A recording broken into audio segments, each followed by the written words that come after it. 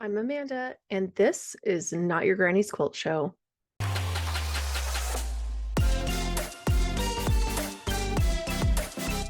Hello. Hi, everybody. I'm so glad you're here.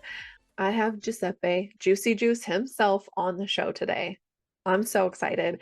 This has been months in the making because his 2024 was just so full of really cool opportunities for him. And so um, I just can't wait for you guys to hear about all of it. He did a cool artist residency in Sisters, Oregon.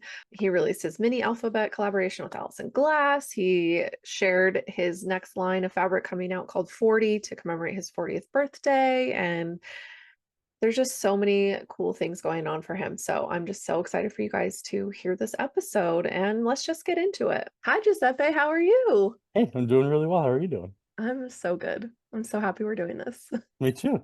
It's been It's a long been a time coming. Yeah, I was like, it's Yeah. a month. It's been a month long. I think I like asked you right before you were going to your residency. Yeah, I Or think that in sounds about right. It was like in March-ish, I think, or something like that. Yeah. Yeah, and you're like, swing back this fall, but like I know you've had like 2024 was like so busy for you. So Yeah, it's but it was busy in like a different way that like I'm not a creature of habit at all. I like to change things up, but then things change and I'm like, I don't know how to handle any of this. So so it's kind of like this weird, I'm constantly in this constant state of anxiety. yeah, you're like, I did not ask for this. Except that you did it to yourself kind of Except I thing. did. I literally did. I sent applications and everything. Yeah, no, that's me too. I'm like, what am I supposed to do with this? I'm like, oh wait, I totally wanted this to happen. So calm Mhm. down and just make it happen. Yeah. Yeah. I'm with you. Oh my God, that's so funny. Well, I want to get into all the things that you had going on this last year because you did some incredible things. But first, I just want to know how you even got into quilting in the first place. Yeah, sure. So I've been sewing my whole life. My grandmother's a seamstress, and she taught me how to sew when I was really little. Mm. So sewing has always been a big part of my life, but she was a garment sewer. So it was never Okay. really, I never had much interest in sewing clothing. Yeah. And so it was just kind of a tool that I had, like, in my back pocket. I've always had a sewing machine. I've always like hemmed my curtains. I could always alter my pants and things like Yeah. that, simple tasks like that. Yeah. Um, and then I went to school for musical theater. Oh, Yeah. And I was living across the street from it was you probably had Hancock Fabrics out by you growing up, yeah? hmm. Yeah. Yeah. So it was across the street from Hancock Fabrics. I don't know if I said this already. I went to school in Seattle. Oh, okay. And I was living in West Seattle, and there was a Hancock Fabrics right across the street. And at the time, I was a knitter, so I would go in there for if I needed needles for a project or to look at the yarn and stuff like that. But Yeah. my whole life, I've been drawn to the fabric section. My grandmother, whenever she was going to the fabric store, whenever my mom was taking her, I always went with. And we're all super tactile, right? Like we like Yeah. walk down the rows and feel all the fabric and everything. hmm. And so I've just always loved fabric more than like I would say even above sewing in Yeah. general. I just really liked fabric a lot. I was very interested in the designs and the colors and everything. So I would go into Hancock to get knitting supplies, but I would end up spending more time in the fabric section. And so the quilts are not a particularly Sicilian pastime. I grew up in a Sure. very Sicilian household. And so it wasn't really anything that I had any kind of frame of reference for. Yeah. And at the shop was the first time that I really kind of took in what a quilt was and kind of, I would like look at the seams and try to figure out like, okay, how is this made? Where's stuff pieced together and stuff? And so hmm. before long, I just decided I'm just going to bring some fabric home and cut it up and start Yeah. experimenting. Sure. And so I don't know for certain if this is true. If it I think that the first fabric I ever bought was a Tim Holtz fabric collection, but if it wasn't Tim Holtz, it was in that kind of style. It was Okay. kind of like ephemeral and hmm. vintagey kind of feeling. It was all luggage and like luggage tags and stamps and stuff like that. Oh, okay. Okay. And it was I brought it home and I think the first quilt I ever did was kind of just like a really simple bricklayer pattern because that way I didn't have to worry about lining up any seams or anything. Yeah. Yeah. And I just kind of started with that, and I didn't even quilt it. I was like, okay, I did that. Now what do I do? And so I just kind of like threw it back on it, and like I was like, I mean, I definitely put batting in it because I just figured like, oh, that's probably what that batting is at the store. It's like a layer that you would put in a quilt, and so I just Sure. kind of grabbed that, and and I made the whole thing. And then as soon as I washed it, the batting got all lumpy because it fell apart because there was nothing holding it together with the quilt. And so, but that was my first project. That was my first quilting project. And I kind of got interested in it because it was like, at the time it was, I was in my, I think I was in my junior year of college Mm, at this point. No, no, no, that's not true. I'm sorry. It was my sophomore year of college. And I kind of thought like, well, this would be a good thing to have like in my back pocket for later down the road, like, between auditions for things and like, if I get cast in a show and I'm just like doing a show for 6 months, then I have something that I can do. yeah, So I just kind yeah. of got more interested in it. And then I got a job in my senior year. I got a job working for a repertory theater in Milwaukee. Okay. So I went there for a year. And while I was there, I met these two gents. One was Ray and one was Alex. And Ray was a quilter and Alex was a knitter. And they both kind of wanted to take me under their wing and sort of mentor me in their craft, in their respective Sure. craft. Sure. And Alex ended up winning. So I did like all sorts of knitting stuff for like the shows and stuff like that throughout the year. And like, I knit a sweater, but like not a whole sweater. Like I would knit like the front panel of a sweater for this project and a sleeve for this project. And Yeah. like, so and it was I just learned a lot about that. But at the end of the year, Ray would make this quilt that would commemorate all of the shows that had happened at the Repertory Theater that year. Oh, And I immediately had regret of, man, and Ray and I actually were friends. Like he and I would, like I'd go to his house. We had on Mondays off. That's like, when theater's dark is always on Mondays. So we would go yeah. on Mondays. I would go to his house and hang out with him and his partner.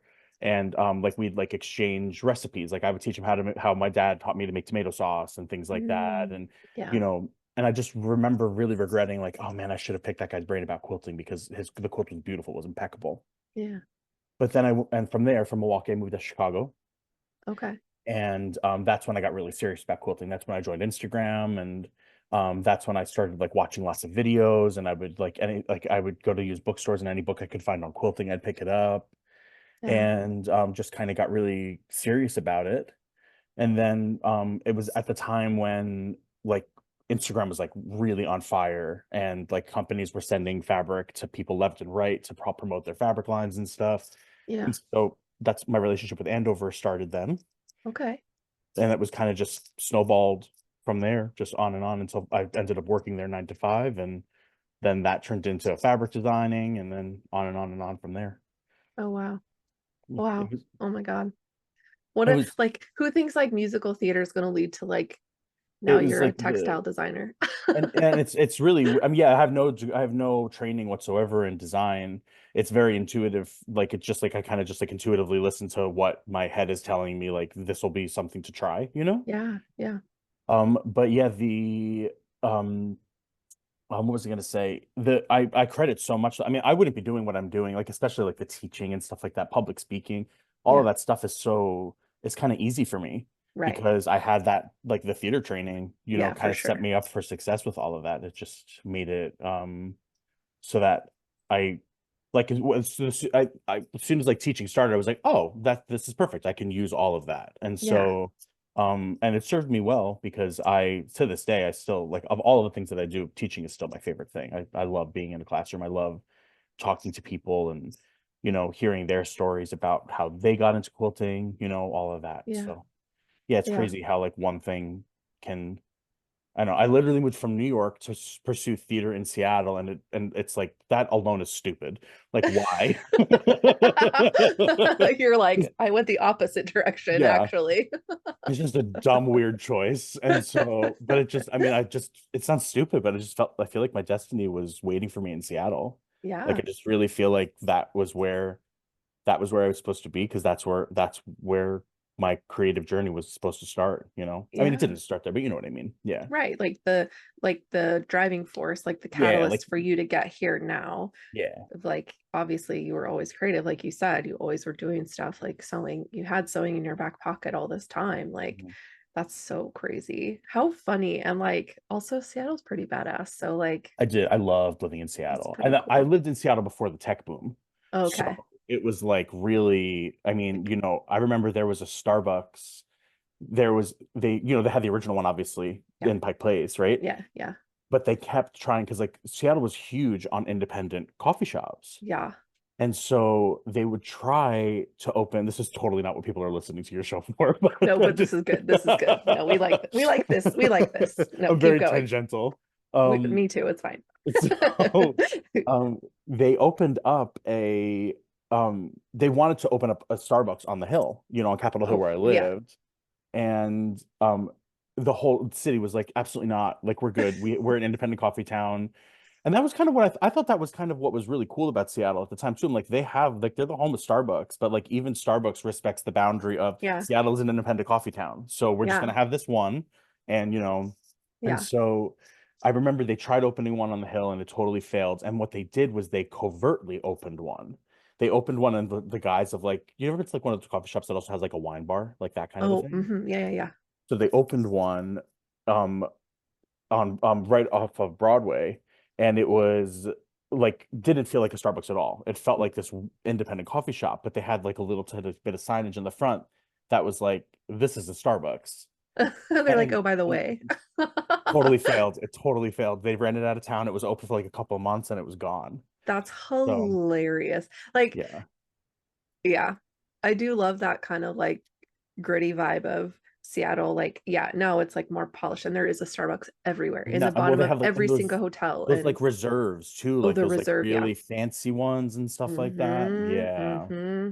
Yeah, the reserve store is like actually kind of cool, but They're beautiful, yeah, but it's Starbucks. but it's yeah, it's a giant corporation. And Yeah. so it's so funny because like the times I've gone to Seattle, like as an adult, I try to not go to Starbucks. Like I try to go to their independent There's because I really know good that that's independent like, ones. yeah, Yeah. I know that there's like way better coffee around. And so that's been kind of fun as like a grown up to be able to be like, oh, Starbucks isn't it? Yeah. It's like everything else, you know. Right. But I'm also one of those people who collects the like you are here mugs Oh yeah. because that's They're like cool. They're they are fun. so cool. And Yeah, it's they're just a fun fun. way. Like I drink copious amounts of coffee. And so like coffee mugs have always like been a thing. So I was like, well, I might as well collect Me something too. practical. Yeah. I love I'm coffee like, mugs. my sister got me this one. It's so cute. It's like the That's Disney beautiful. princesses. Good handle. It's Oh like yeah, I you see can't really that. That's see. cool. Isn't that Yeah. cute? That is cute. Anyway, she knows me. So anywho, coffee. That's so funny. Okay, we were talking about Seattle, we were talking about right. Okay, so with Andover, so you just started working, like what was your job there when you started? You said you did like a 9 to 5. Yeah, basically. So Andover reached out to me. So I was living in Chicago and I was realizing that the acting thing wasn't really what I kind of thought or hoped it would be. Okay. I was doing theater, not like I was working my way up, starting to get some semi-professional gigs and stuff like that. But I was Sure. getting really like I didn't enjoy performing as much. Like most actors like get more comfortable in a role as they like do a run of a show. And Right. for me, I just got more and more my stage fright got worse and worse as the show went on. Really Yeah, it was the weirdest. I could never figure out why it was, but like I would get more anxious as the show went on. And interesting. in hindsight, I think it's that I wasn't having any fun. And it was Oh, manifesting itself in that way. Because I sure. didn't really like, I mean, I'm not, I'm kind of, I mean, if you ask anybody, they'll tell you that I'm an extrovert, but I'm very much an introverted extrovert. I Hmm. love people, but I don't love like I love being like I love talking about my craft and like like giving lectures and stuff like that. Yeah. But what I love about it isn't that all eyes are on me. I just really like talking about the creative process, right? Right. Yeah. And so it's like this thing of like, okay, well, how do you do that? You kind of have to stand in front of people and talk about it if that's what you're going to do, right? Yeah. Yeah. But the part that is like about like the eyes on you part, that's never really been something that's been like I don't crave and die to be the center of attention. It's not like Yeah. this like, innate thing of like, look at me, look at me, look at me. I have Right. definitely like I'm a Gemini and there's a little bit of that just in my personality naturally that I kind of can't help. But for the Yeah. most part, I I like married a Gemini, so I get you get it, yeah. it. Yeah. So it's innate in some ways. Yeah. But yeah, but the theater thing just wasn't really I just wasn't enjoying like I was also too at the time because I was like I was too I mean, I've been bald since I was 17. So Really? yeah, yeah. And Oh, so I wasn't old. I was like in my mid 20s, but I didn't have the bearing of somebody old enough to play across from people in their 30s, but I sure. also was too old to be playing young. Right. So it just didn't like I was in this like basically like now at this time in my life is when I really would have started like getting work because I would be Okay. playing people who kind of looked and felt my age, you Sure, know? sure, sure. But I just was like, I don't want to play like, the funny fat friend for like show after show after show. It just wasn't Right. what I pictured for my life. Right. Well, you don't want to be pegged at forever because you're like, I'm so much more than just that trope. Like, Yeah. And I went to yeah, school for musical theater and like there's not a ton of parts for like people who look like me who sing yeah, really high and it just wasn't like there was just a lot of disconnect that I felt like for me as a performer. And yeah. so I wound up I was like, I'm gonna move back to New York Hmm. and I'm gonna see the quilting stuff had really ramped up a lot. I'd started gaining a lot of followers on Instagram and I was Yeah. really prolific in what I was making. Like I was sewing all of the time. I was Hmm. like calling in sick from work so that I could stay home and quilt things. Wow. So I was really feeling like I was like, I feel like this could be a thing. Like I could do something with this. Yeah. And so I decided I'm going to move back to New York and I'm going to pursue this. I'm going to see where fabric could lead me. I was really interested in working for a fabric company and I'm Hmm. big on like if I get interested in something, I want to know everything about it. Like if I became an author, the first thing I would say is, can I go see where they print the books? Like I just want to know everything about everything. Yeah. Um, and so I decided I'm going to move back to New York and I'm going to see where this takes me. And worst case scenario, whatever, you're back in New York and you're doing theater in New York. Like that's what I was Okay. going to do anyway. Fine. Right. Sure, sure. So it didn't really feel like there was much risk involved in that. Yeah. And so I came back to New York. I lived with my parents for a while I saved money to move, into Manhattan, not into Manhattan, into the city because I have never and will never be able to afford Manhattan. But Queens. I was saving to move to Queens. And Sure. so we while I was there, Andover at the time had reached out to me and asked if I would be interested. It was at the time where like if you had X amount of followers on Instagram, fabric companies were asking if you wanted to design fabric collections. Oh, okay. And so um Andover had reached out and said, would you like to do a fabric line? And I was like, yeah, that sounds amazing. So I put together like a preliminary sketchbook, sketches of what concepts I wanted to kind of explore. And a lot of the themes that were in that are still here today, like lots of geometric kind of stuff and things like that. And I went in and we just wound up hitting it off. We just Hmm. really got along really well. And so they invited me to go, Quilt Market was coming up in the coming weeks. This was like early spring that I went in. This was back when Quilt Market had a spring show as well. Right. Okay. And so we they said, would you like to come with us to Quilt Market? And we'll um show you what it's all about. You can meet a bunch of people. I mean, I was like literally like this is like literally exactly what I moved back to New York for. So I was like, yes, absolutely, let's do it, of Yeah. course. Yeah. And a little did I know that it was actually a working interview. They had a position. They were looking for somebody in their marketing department. Okay. And I just went and I was myself. I didn't know I was applying. I didn't know that this could be a job. I was just hanging out and learning. Yeah. Yeah.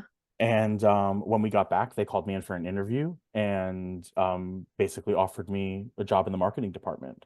And What? so, yeah, so I sidelined the fabric stuff. I was like, okay, well, this is like what I wanted. I'm working at a fabric company now. I'm going to Yeah. take the time now and ask all the questions and learn as much as possible. Right. And so at the time, Andover had lots of different types of fabric designers. And so Hmm. there was lots of traditional stuff. There's lots of stuff that we kind of call like middle of the road, where it's like, a little bit of this, a little bit of that, Yeah. lots of modern stuff. They had just a really good mix of different designers. And I just asked every question that I possibly could, Yeah. and annoyed our design director to no end because there is no limit. The limit does not exist for the questions that I Yeah. have about anything. The So limit I does not the exist. limit does not exist. So um I just asked every question I could think of and eventually over time I was like, hey, can we revisit this fabric design thing? I feel like I'm ready to give this a real go now. And after much prodding and much cajoling, they finally were like, okay, let us see what a fabric collection would look like from you and we'll go from there. Yeah. And so I, submitted the first one And then I was always like in the beginning, it was a lot. Okay, we'll take it this far and we'll see how it goes. We'll take it this far and we'll see how it goes. And so Right. they approved the first fabric collection. And they were great. Like, they put a lot of my first collection had 32 pieces in it. It's a really big debut fabric Yeah. collection. Oh, yeah. And but they were on board. They were like, let's give it a go. And but the rule was always like, if it sells well, that's great. That's awesome. We'll keep talking. But if it doesn't sell well, you have to let this go and we're not going to do any more collections. Sure. And I was like, that I can live with those stakes. That seems totally reasonable. Right. You got to just try at least. Mhm. Yeah. And I was very fortunate that it sold really, really well, the first collection. And that was kind of just the beginning of me building up the business, really. Yeah. It all happened And really organically. that's so cool. I love that because I think, I mean, there's nothing wrong with like pushing and like going after those kinds of things because I think, you have to in some ways. And but when it just like kind of falls into place, it just like feels like magic. I was in a very, it was a fortunate position to be in because like, I was like, well, I have a job. Like, Right. like it Right. was like, so it didn't feel like there was much, Desperation. yeah, there was like not much risk there, really. It was Yeah. like, okay, well, you're good. If it works out, great. If it doesn't, okay, if it's fine, you have a job. Yeah. And, but yeah, I'm big on, I think that we get presented with, and I mean, everybody, this isn't hard and fast or anything like that, but I think that in your life, you are, there are things that you strive for and that you work toward, and but they're also like, there are things that come your way. And I don't know how good everybody always is at listening to that thing and being like, Yeah. oh, maybe this could, because I feel like that's where people kind of get off track a lot of times, is like Yeah. the universe says, maybe this, and you think another day, or you think, something will come better along this time or something like that. And you kind of just brush it aside and you brush it aside. Yeah. Because I see a lot of people do that. Yeah. But I really feel like if you really listen, if you really have your ear to the ground for whatever this, however you want to think of, like, not that there's a plan. I don't think anything's written in the stars. Right. But Right. when an opportunity comes your way, you have to be, I came up at a time too, like, in building Instagram, like, we have very different conversations about this now. And I think that they're good conversations. I Right. don't think that they're bad. But I worked for 10 years for free. Right. You know what I mean? Yeah. And so like, and that, like, I like would do my job and I would go home and I'd work as much as I possibly could without making a dime. Right. But I was investing in my reputation, right? I was Right. investing in my brand and all of those things. Hmm. And so it's this difficult thing. Like, I was talking with somebody in a classroom a few months ago, and they were talking to me about how they want to do what I want to do. And I would say, well, because like different fabric companies, like, it's not always, you don't get a fat quarter bundle and a check and say, here, promote this. Like, that's just not the way that our industry works. Good, bad, or indifferent. Right. It's just not how things are. Right. And that's imperfect. And in a perfect world, it would be different than that. But you have to Sure. pick and choose, like, you know, what do you want? What what do you want it to be? What is the eventual outcome? And it's definitely a gamble, right? Yeah. You don't Yeah. know how it's going to come out on the other side. Not everybody, if there are people who I'm sure did 10 years of free labor who aren't doing what I'm doing now too, right? Right. Yeah. Like, there's, so it goes both ways. Hmm. But I don't know, there's a little bit of, um you kind of gotta roll the dice a little bit and Yeah. see where it takes you. Yeah. Yeah. I got lucky that, I rolled snake eyes a bunch, and things were Yeah. good. Like, yeah, at the end of the day, it's still just all capitalism. And so I think that's hard. Like, there's tons of opportunities and like,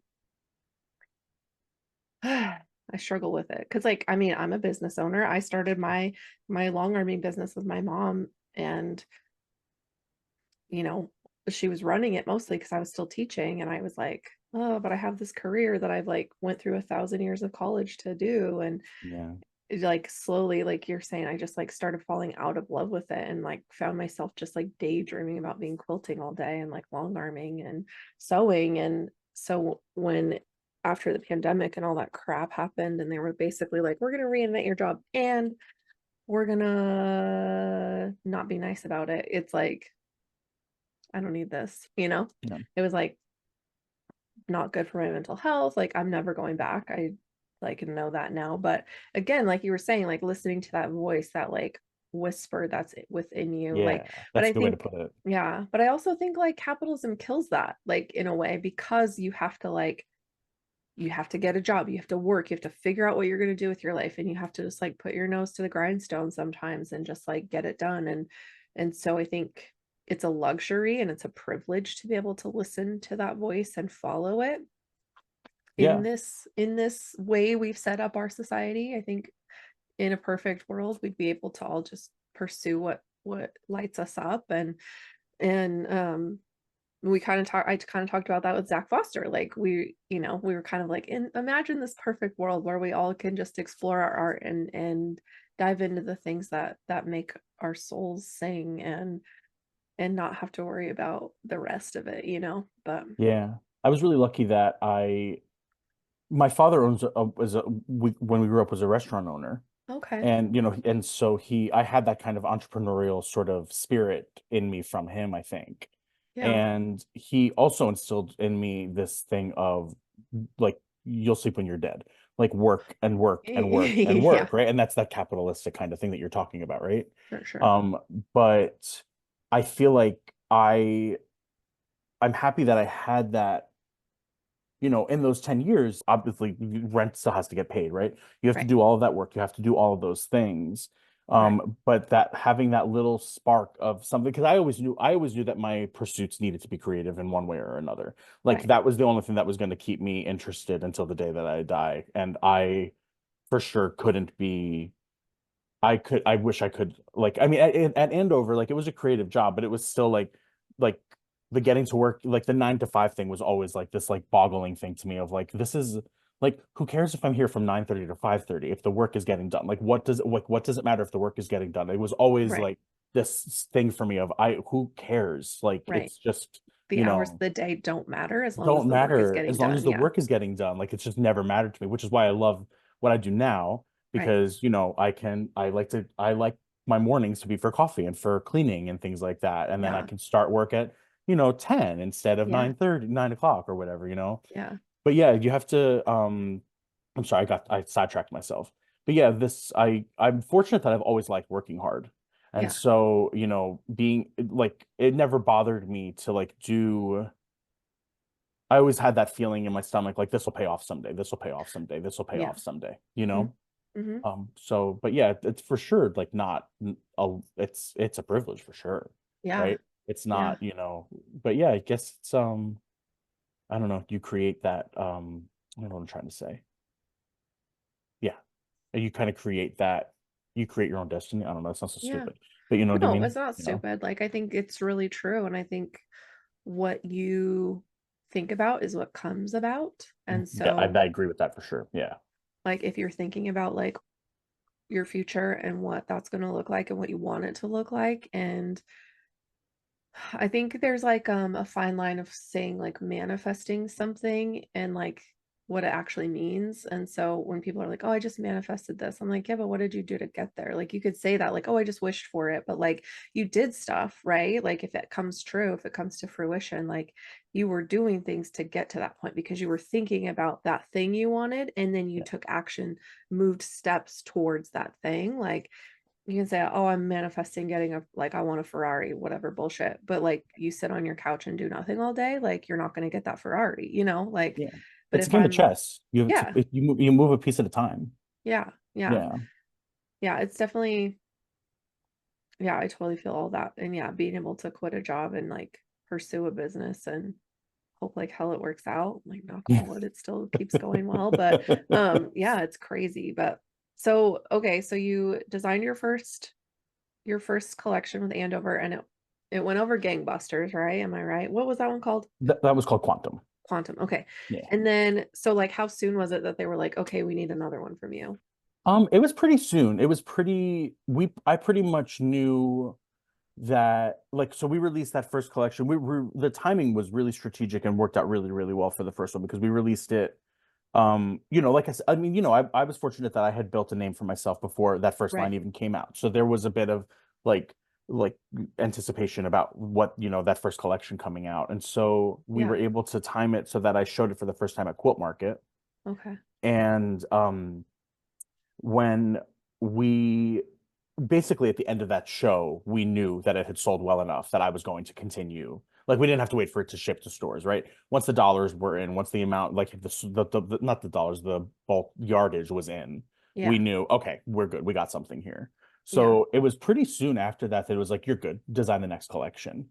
Okay. So there was never like I was fortunate that like we literally like we finished designing the collection, the storyboards were finished. We went to Quilt Market and then we came back and it was like, yeah, you're good, do the next one. So there was never any like there was never this nauseous and I mean I this is gonna sound super arrogant, but I wasn't worried. Like I was Yeah. like I know I have a perspective now. I've learned a lot from this company and Right. I wasn't worried that it wasn't going to sell well enough that I could keep going, you know? Yeah. Yeah. So yeah, I didn't have any of that uncertainty at all. Okay. So it kind of just went right into designing the next one um and it just kind of just from there it became really clear really quickly that I couldn't do because I was traveling and once the fabric design started doing, I already had a pretty good teaching business. Uh-huh. But once the fabric design got into came into it, now fabric shops want to because at the time I was really only teaching for guilds and stuff like that mostly. Okay. But then as soon as there's fabric to sell, then the shops are like, there's a nice synergy here when you have a Yeah. fabric designer come in at the same time as the fabric collection releases. So Yeah. then that kind of opened up a whole other door of teaching opportunities, and it all just Sure. sort of snowballed and grew from there. Um, it was probably like a year or a year and a half or so before it was really obvious that like, okay, I can't like I was having to leave work early all the time to go catch a flight to go teach somewhere else, Oh, okay. and I was having to say no to certain things because I knew that I couldn't commit that much with a full-time job. So when I was 2019, yeah, it was probably like a year and a half afterwards where I was like, okay, it's time to really think about doing this. And Uh-huh. then I left Andover at the end of 2019, and then 2020 hit, and I was out of work for a year. Oh my So God. You're like, cool, this is great. yeah, definitely felt like, hey, universe, you are a bitch. Perfect. Um, yeah, I definitely that first yeah, the going to 2020, like I had so many gigs lined up and I was so excited. I was feeling so good and like the future was so bright. And then, the bottom dropped out for so many people. Oh, sure. And fortunately New York had like really good relief programs for its, Yeah. here. So we were fine. It was fine. I didn't have to worry. Nobody was getting kicked out of their apartment or anything like that. Yeah. Yeah. Um, but yeah, we it was actually I kind of I had a project it just was happenstance. My friend Alison Glass and I have Yeah. like patterns that we released together, our mini series patterns that we co-author, and we had just happened to have a sew along for our newest release of the mini series pattern scheduled at the beginning of the pandemic. It was like planned from October before, and it Yeah. just literally like the first week of lockdown, our sew along started. It was totally like this weird serendipitous thing. Wow. And so our signups went from like whatever, 1,000 some odd members to like 3,000 some people because Well, everybody was home. Nobody had right. Like, anything to do, you know? what else am I gonna do? What Yeah. else am I gonna do? Yeah. And it ended up being a saving grace in the beginning, especially here, in New York, not especially here. Everybody's got their COVID story, right? Right. Um, but like where we were living was literally the epicenter of the epicenter. We were a mile from Elmhurst Hospital, which was considered the epicenter of New York. And so it was really stressful to Yeah. go like literally you'd go for a walk and there would be an ambulance on every other corner because it was just, the beginning days of it were so it was all Bad. horrible, but the beginning of it was just like, what the hell is happening here, right? Chaos. Yeah. Yeah. Yeah. Yeah. And so having that was such a massive saving grace of just like this like piece of sanity of something to focus on, something positive and productive. And Right. you would go on Instagram and you would feel like you'd have like hundreds of people talking about this thing happening. You're like, okay, at least I'm part of something positive in this really awful time. Right. And Yeah.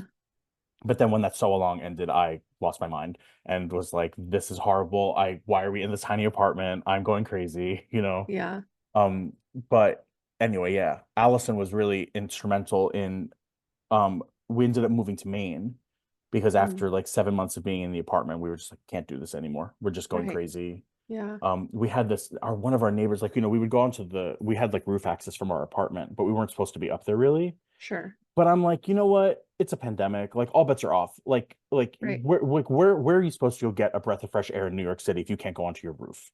Right. And this neighbor she was so I guess she's a Karen. I guess that's what you'd call it. I don't like calling people that, but Right. that's like the thing that people would call her. And she'd call the Sure. cops every time that you'd go on the roof.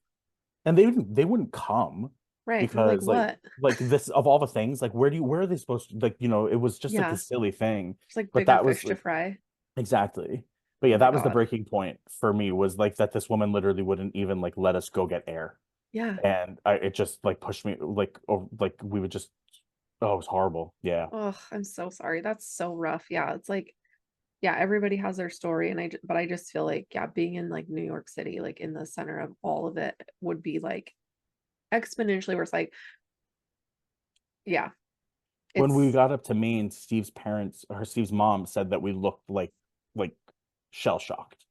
huh. Like we weren't able to have a conversation for like the first like week or two of being up there. We were supposed to go up for a week. We ended up staying for 2 months, and we ended up moving Yeah. because just the thought of going back to that apartment with no end in sight was just like, Right. can't do it. What he and I are both creative people. Yeah. Like we like, and like to feel like your creative spark just die because you're so Right. depressed and so low and so like that was the thing that was like it was the thing that made it so impossible, is just the no end in sight. Right. This thing of Yeah. it, like when will this ever end? Yeah. And so we It did the was thing like, that oh, was 2 weeks, and then, oh, actually another month. Oh, actually, you're just like, what, when, yeah, how, why? yeah. Yeah, it was definitely yeah, when we came back from Maine to pack up our stuff, I like had a full-on panic attack just driving from the airport back to our apartment. I had this dream that um when we were still up in Maine, I told Steve about it, I think on the drive back, and I said I had this dream. Did you ever see the movie Sphere? Yeah. No, but yeah. Yeah. So do you know the big like the orb that is the sphere?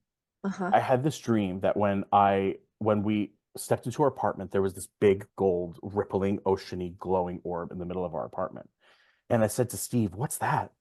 And he goes, "That's your anxiety. It's been waiting for you." Oh my God. It was horrible.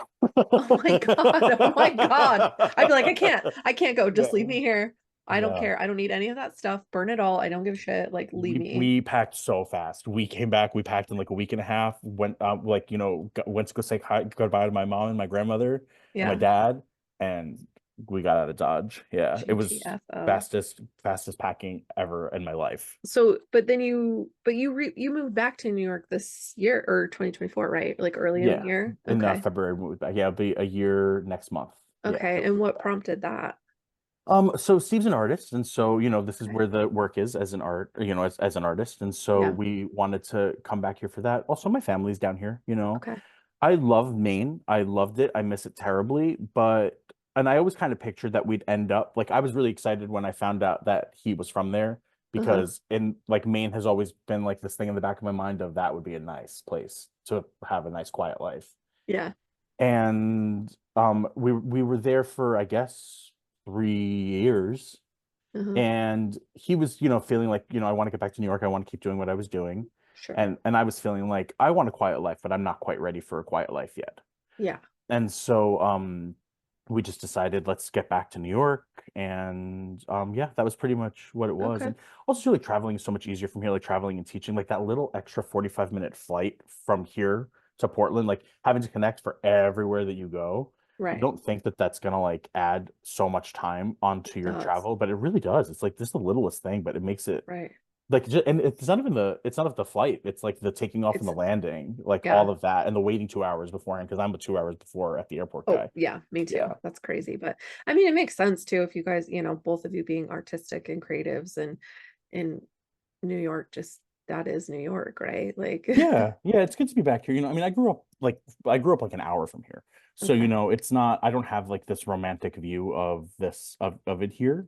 sure. But I definitely like, as much as I say that, I still I found a certain creative energy in Maine that I'd never had before, because I'd never lived any place that was that peaceful.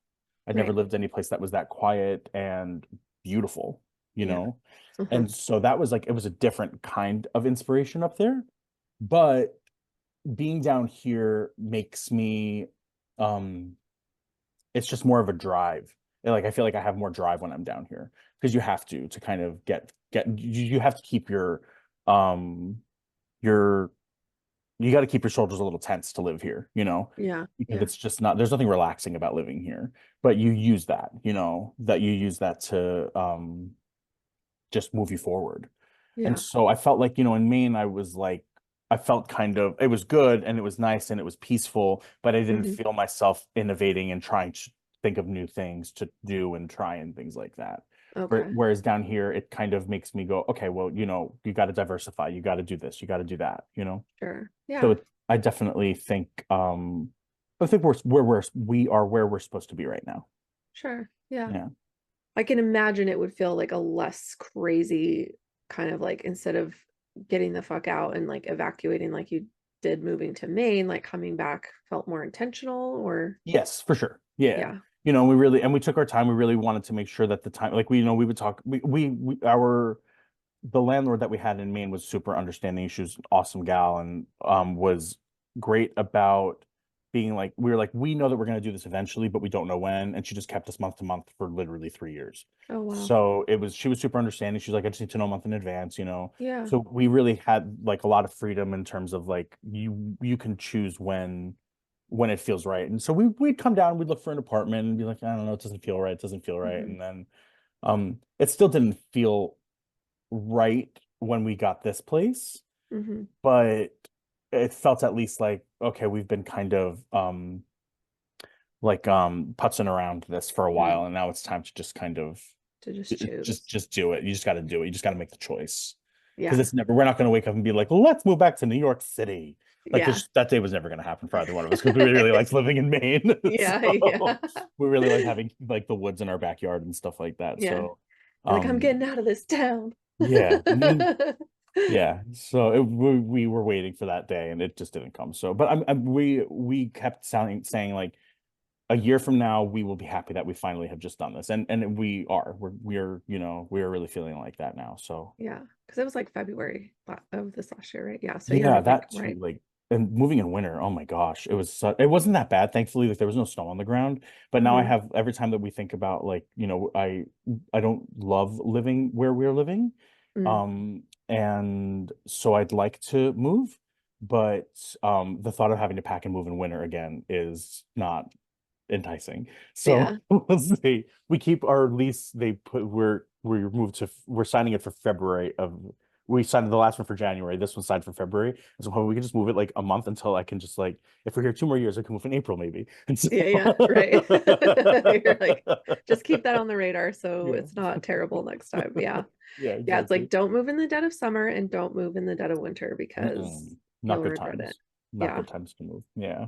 Yeah. We've every time we've moved, it's been in the summer and it's just like miserable because like it just gets It gets so hot there, right? so Yeah. hot and dry. Like Are so you born and raised there? mm-hmm. Yeah. Yeah. Yeah, unfortunately. I've No. never been to Idaho. I've have 13 states left to go, and I've never been to Idaho before. Well, I have an Airbnb in my house, so you can come stay Do you here. really? Oh, Yeah, cool. yeah, That's neat. yeah. Our primary bedroom and like ensuite bathroom is all it's all downstairs. Oh, But anyway, yeah, it's been really cool. And like I always tell people, I'm like, if you want to come check out Boise, you can come stay with me. Like oh, awesome. I'll block my room for you. No. Anyway, Idaho's really beautiful. I feel like yeah, Boise's kind of like we're in a valley, so we've got like kind of pseudo mountains around us, which is kind of nice. But if you just drive north, even just a couple hours, you're in the mountains and in the trees, and like just from there, it gets even more beautiful. So I wrote a paper on Idaho when I was in like fourth grade. really, Yeah, we had to do like a state that we knew nothing about.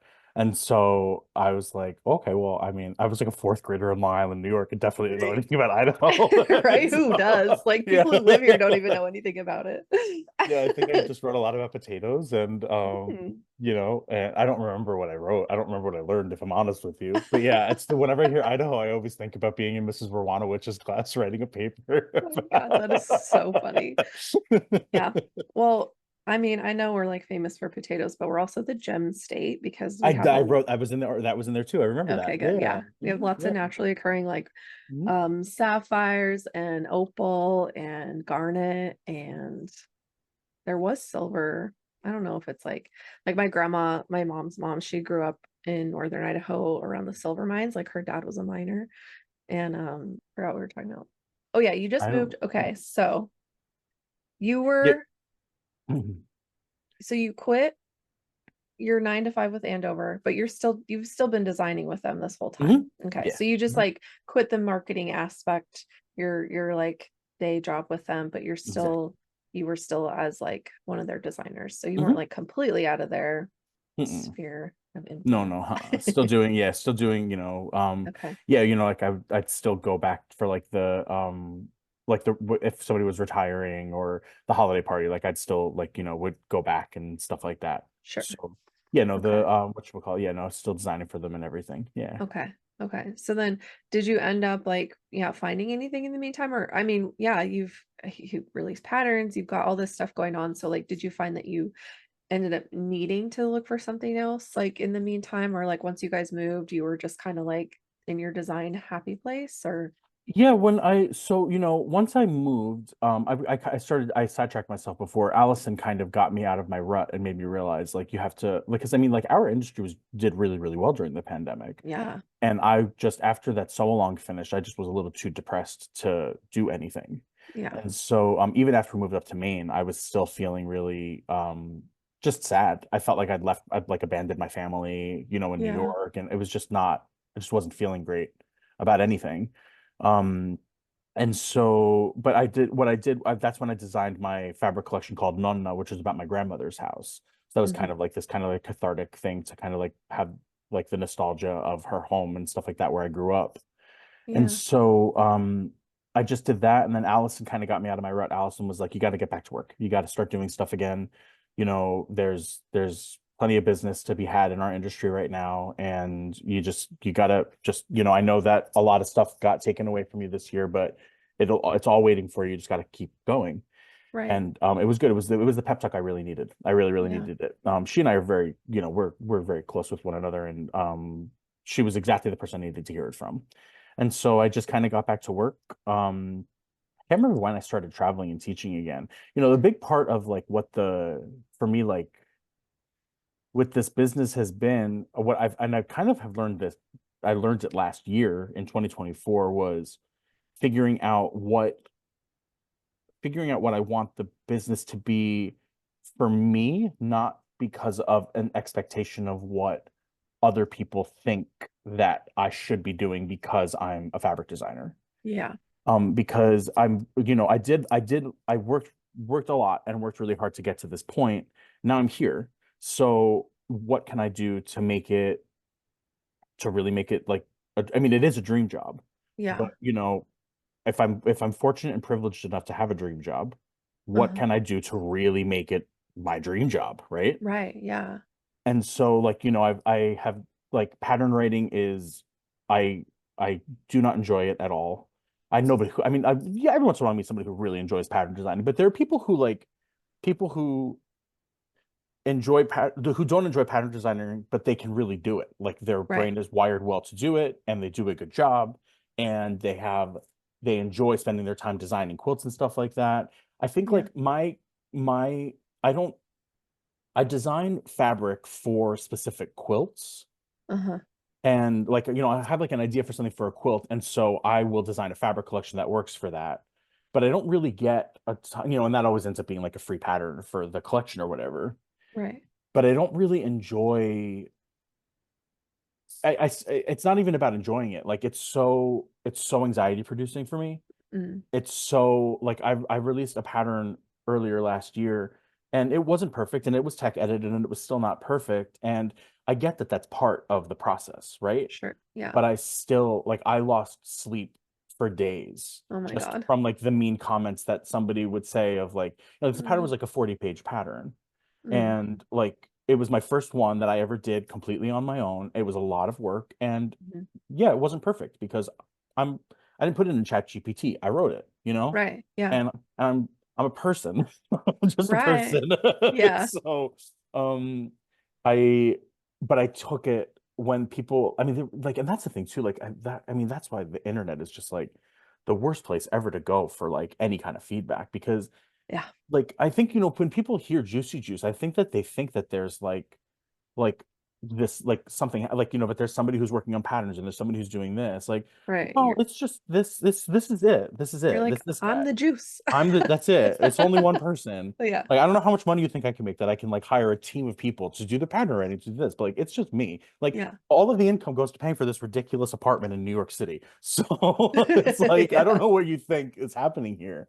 But Yeah. people like, there are people who know you because they followed you for a long time, and there are people who discover you because they've discovered the pattern or because their friend told them this. And Yeah. those people don't have any idea that there's like a super sensitive guy behind the scenes, right behind the curtain. Yeah. And so they just say like you say the meanest, like they say such mean things.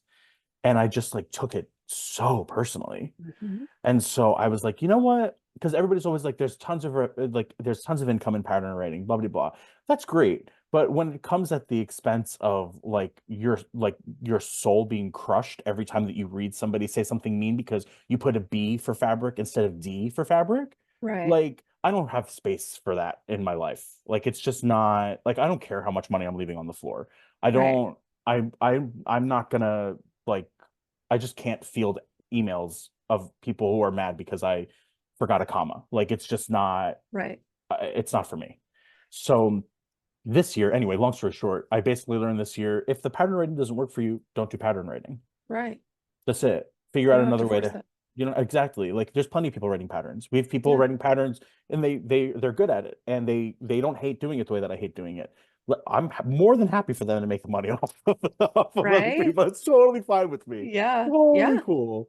And so this year I just learned a lot about that. About that's what I'm in the process of figuring out now. I know for sure that designing fabric and teaching are the two things that bring me utter joy. I love them, and um, I I just can't imagine my life without both of those things. Yeah. And so, okay, so within those confines, how do you where do you grow from there? What are new things that you can do as well? You have these two things that you really love doing, whatever. And so that's what last year and going into this year is about, is figuring out um what else? What else is there? Which is Yeah. it's a nice place to be. Yeah. Yeah. Yeah. That's so nice. And we all have our limits and our boundaries, right? Like just because you're in the quilting world doesn't mean you have to love and be really good at every single aspect of it. Like, And I feel like, a lot of times, I mean, well, yeah, you can't be, right? no, It's just not possible, no. and I know for me, the stuff that is the most successful for me in my business is always the things that I'm authentically passionate about and that Mhm. I really love taking part in, which Yeah. again is teaching and is fabric design. Like if you're in a classroom with me, whether you like if nothing else, I think it's irrefutable that I'm really having a good time, Yeah. that I'm genuinely having fun. Yeah. And then I'm Yeah. really enjoying talking to people and all of that. Like I really don't think I've ever had a class where I was like, I don't want to do this and like just like drudge through it. I've never had a day like that because it's Yeah. really invigorating for me, creatively, emotionally, spiritually, all of those things. I just get so much out of being in a classroom with people. Yeah. And so I have not had a single day where I felt that way about pattern writing. Yeah. Not a moment, not a second where I was like, this is good, this is fine. Never, not once. No. You're like, So maybe this could be my new thing. You're like, absolutely not. it's not. I probably also picked the wrong pattern to start with. A 40-page pattern of like 30 different blocks was not a good first pattern.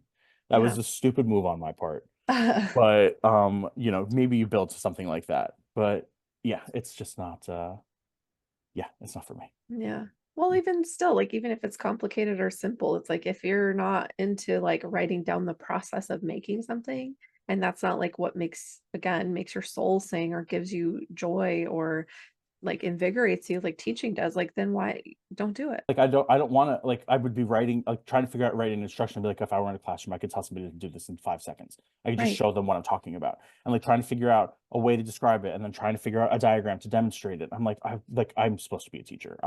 That is what I'm supposed to do. I'm supposed to be in a room showing people stuff. I'm supposed to Right. be demoing, not explaining. Yeah. And I like writing, but not like take piece A, take piece B. Yeah. It's not my Yeah. skill set. Mm-mm. No. And like having a business where like I make quilts on commission for people, which I think I'm gonna slowly start phasing out of it because I have started to resent it. But I Oh, I really? long arm, so like I really would like to rather be doing that all day every day because that's my favorite part. But I've had to like do and learn and try so many things and make patterns I would never make for myself. Oh, okay. I'm sorry. You're talking Yeah. about actually commissions of like making whole quilt, not the long Oh, arming part, the quilting, like the piecing part. yeah, yeah. No, I do Oh, all of it. okay. Gotcha. I Okay, do all of gotcha. it. Yeah, yeah, So yeah. So that's the like part that you don't like, not the I long don't arming part. no, I love long arming. Okay, okay, It's understood. the Okay, piecing quilts for other people, gotcha. which is fine. Like, and I think too, people are like, oh, but that's like probably where the money is. I mean, yeah, but also like, ugh, it takes so much time. So even though I feel like I'm charging what I'm worth, Mhm. I still at the end of the day, I'm like, oh, that took so much time when I could have long armed like 25 quilts within the time it took me to piece that quilt top. Like I could have had so much other stuff done. And I think it's just that like I get to do something different with each quilt. And like, anyway, What is that process like for you when you do work on commissions with people? Like how much control are they having? How much of it is what your output is, like your creative output and stuff like that? Like, is uh-huh. it different from person to person? It's different from person to person. Like I've definitely had clients where they're like, I just want this vibe, like send me your ideas. And Oh, then okay. I've had people who are like, I want this exact quilt with these exact colors, like do not Mhm. stray from this or I will not pay you kind of thing. Which Gotcha. I'm like, okay, I mean, prescribed things, it's like great, that's easy money. Like it's the ones where like I have to put a lot more creative energy into it that make me feel like I wish I could charge more or Mm. like I want to be able to charge more because it takes more time. Like It's I'm the you're one, getting more of a piece of you that way. right? Like it's more of my time to spend. Like I'm pulling fabric swatches, I'm pulling design elements, like I'm trying to interpret these people's vision. And I just don't feel like there's an amount of money for me that would like make me want to do that more.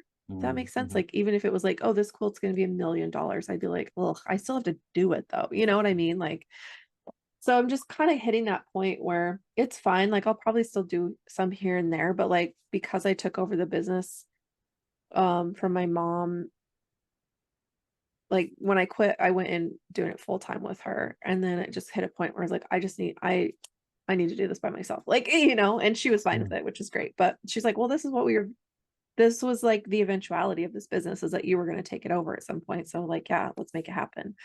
So in the summer is like we moved everything to my house and I started taking over. And so like I can get far less done too because it's just me now. Mm. So that's also taking time away from being able to do all the long arming that I want to be able to do. And I have the clients for, and I'm getting more clients all the time, which is great. But anyway, I don't even know what I was saying that for.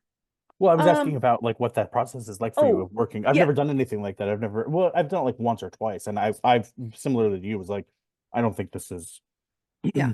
it's not for me, you Yeah. know? And it's funny because like it was my idea to like make it a thing that we did for, Oh, really? like Sweet Pea makes quilts for people. That's what we do.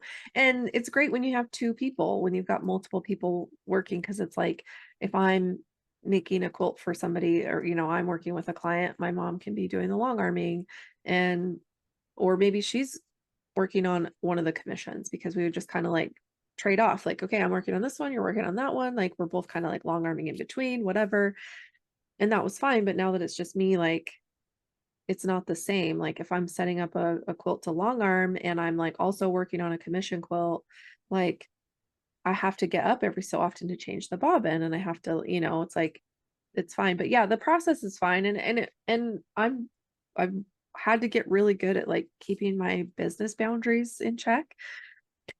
Um, as far as like, no, I won't make that because you can't afford it. Like, there's literally Mm. not an amount of money in the world. A, that I would be okay with accepting to make that quilt, and B, like, you can't afford it because it's like the hours would be incredible. Like, you would just probably cackle seeing some of the requests I've had.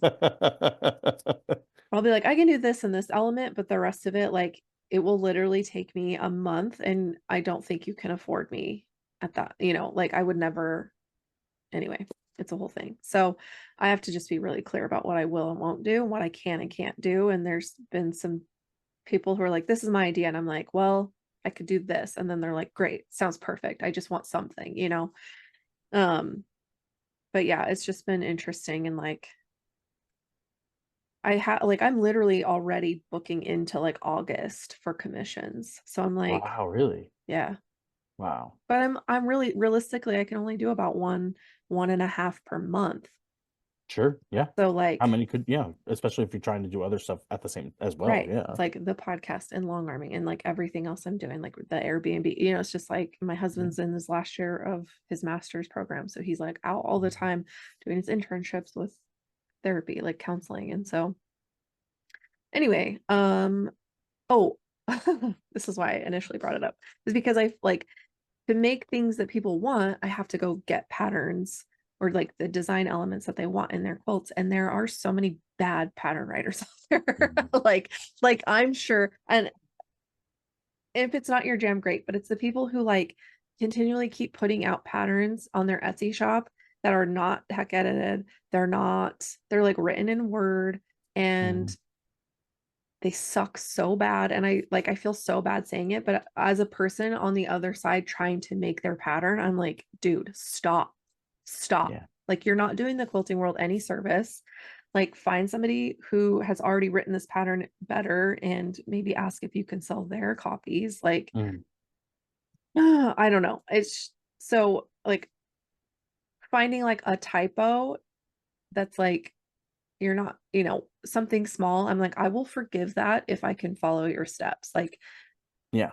Well, I've been finding like some people like, like I just got an email from somebody yesterday with at the pattern that I'm talking about. Said, yeah, I made the quote for my grandson. It was wonderful. I had some people who were like, this is an amazing amount of work. I can see how much passion you put into it. I mean, yeah, it's 40 pages. There's lots of words, lots of diagrams, lots of colors. yeah, And so for the most part, but it's just that like those people aren't the ones who go posting in a Facebook group. It's the ones who right. have, and of course that's like the thing that you focus on, right? Like a million people in a row can tell you that you're amazing, and all it takes is that one person to say something kind of jerky, and then Uh-huh. you're done, especially when Uh-huh. you're sensitive. We're creatives, we're sensitive, you For know? sure. For sure. So Yeah. Yeah. yeah. Like I can handle comments that are like, you cuss too much. You know, it's like the feedback I get about the podcast sometimes. Like, Mhm. I'm like, okay, well, you clicked on something that has a little explicit E symbol on it. Like, I can't Mhm. help you. Like, I've Yeah. tried to warn you. It sounds like a you problem. Yeah, yeah, for sure. Like, well, I listened to this with my grandchild in the room. Well, then don't do that anymore. Like, I Yeah. can't help you, Brenda. And but then it's like the ones that attack me as a person, like I've tried to like this and she talks too much. I'm like, it's a fucking podcast. What am I supposed What to are you do? Sit supposed here to do? silent? Yeah. Anyway, but like that one threw me. That one comment threw me so hard. So I can only imagine like putting your work out there. I mean, this is just a conversation, right? Like I can be like, well, yeah, I'm supposed to talk. It still shook me a little, but like also that's it's a me problem too, because I'm like, well, why is that shaking me? Right. Mm. But at the Yeah. end of the day, I'm like not putting my creative work out there to be judged by other people or like, hey, I wrote this thing. Will you like it's such a different, I think it's just such a different ball of wax. Yeah, it's like, there's one person who, and it's funny, like my friend told me it's a comment that was literally I've seen in every Facebook group ever. There was one like person who was like, I've been quilting for 40 years and I've never seen a pattern that's this poorly written. And I'm like, you know what? I'm sorry. Like, first of all, that's really I refuse to accept that as truth. Seriously. I have received a number of photos of this quilt being made, and like you cannot. There are not so many mistakes in that the pattern is unmakeable. Like Right. it's just not true. Yeah. And so yeah, that comments like that, those comments don't bother me because I'm like, you're just like not that nice of a person, right? Right. You're just mad about something else and you're taking it out on me. Yeah. Yeah. Yeah. Yeah, Yeah. but yeah, you have to the I didn't sleep for my poor Steve, my partner Steve, my God, the poor guy. He was like, he has literally been telling me, like, as I was making plans for like at the end of last year going into this year, he was like, just promise me you're not gonna write any more patterns. He's like, because you were so miserable, and Yeah. we're also doing that. I was writing that 40-page pattern at the same time that we were moving to New York. Okay. And so I was like in the middle of doing it, like while also packing and like trying to like edit in like a moving truck. Like it was just like it was a Yeah. nightmare scenario. Yeah. Um, But yeah, I'm definitely a you learn the lessons by doing type person. Yeah. And I learned the lesson, and Yeah. I mean it's not something that I would say I will never ever do again, but I Sure. definitely will um think differently about how to approach it in the future. Yeah. Well, yeah, and like you said, there's people who really like they're just super good at it. Maybe it's not their favorite aspect of the Yeah, process, but they're just like really just good good at at it. it Yeah, and for they sure. can do it and they can think that way. Hmm. And like, yeah, I'm with you. Like more power to you because like no. Like, yeah, I'm with you. I'm a teacher. Like I can show you once I've like learned Yeah, how to do something, I can totally. show you how to do it. I can talk you Totally. through it. Like I have the patience to work you through the problems and troubleshoot. Like I can do that. But like, yeah, to sit down and like write something out process wise or just like step by step, I'm like, oh my God, I can't. Well, yeah, and they're not the same thing, right? Because like I've talked to plenty of people who write wonderful patterns, but Yeah. they're not very good teachers, right? Right. It goes both ways. Like Yeah. everybody has their I mean that's kind of what makes people awesome is like the ways that they tick and like all their little idiosyncrasies and the things like Exactly. that's what makes us all unique is we're not I mean, it's very rare that you find a person who's unbelievable and incredible at every single aspect of anything that they do, right? Right. We've all Yeah. got our shortcomings. For And sure. so, you just um focus your energies on the things that you are good at and Yeah. hopefully it comes out good on the other side, I guess. Yeah. Well, just taking that personal responsibility to know that about yourself, like know those things about yourself and like, and I think there's like, there's room for everybody to do the things that they want to do in this space. And so like can't do everything. So what do you love doing? What makes you tick? What makes you want to keep pursuing the craft? Like then do that. Like there's other people to do the rest of it. And like maybe you can collaborate with people or maybe you can just like, be the one that really makes every single one of that designer's patterns because the way they write, you know, makes you inspired to make their quilts, but maybe you don't want to write that pattern. You know what I mean? Like Hmm. there's just so many different aspects to like engage with quilting and sewing in general. And yeah, it's just like find what makes you happy and do that. It's a wonderful thing about the there's a certain bit of I mean every creative industry has this, but I feel like in quilting we have it in spades of there's so many different ways to be creative in our Mhm, industry. There's mhm. so many, like you said, like you find a pattern writer who you really love, and you so you buy their patterns, but then you use fabric in their patterns in a way that they would never think to do it, right? Right. And so that's a whole other level of creativity too, is taking somebody else's pattern and taking it to the next level by changing the way that you use the fabric. Yeah. Like not feeling locked into the way that they've chosen to lay out their quilt and giving yourself the freedom to explore your um what would you call it, like your color, aesthetic's not the right word, but like whatever your vibe Yeah. is, you know what I mean, Yeah. right? Yeah. Yeah. Yeah. And so that's what's fun about our industry is that there's you're going to have those people who are like you were talking before, they're going to say I want this quilt exactly with these fabrics in exactly this way because I love this. Uh-huh. And sometimes those people don't know that they're leaving maybe an idea that you have for that quilt on the floor that's maybe even better than what that Right. pictures that they saw, right? Yeah. But it takes all kinds, right? Right.